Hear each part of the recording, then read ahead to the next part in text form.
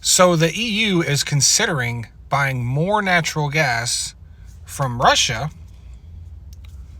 Vladimir Putin, and less from the United States, because the United States is no longer a reliable trading partner, and they don't like that the United States would use energy in trade negotiations. Do I need to repeat that? The EU, members of the EU, are talking about resuming and increasing more Russian natural gas purchases because they no longer view the United States as a reliable trading partner. Russia over the U.S. And I agree with them. The EU has to have as many sources for energy as possible.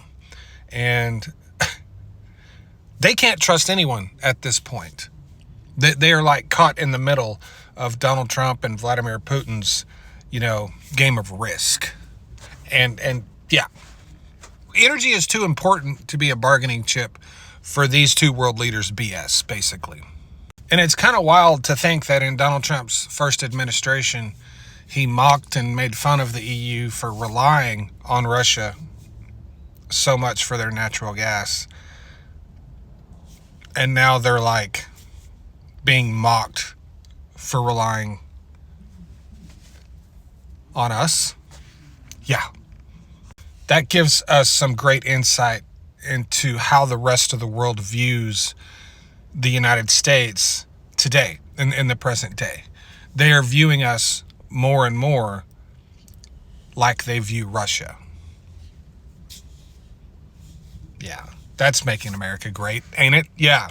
Yeah, this is coming from energy firms in the EU, and what they're saying is any reasonable amount of peace in Ukraine, and they will begin to increase purchases of Russian supplied gas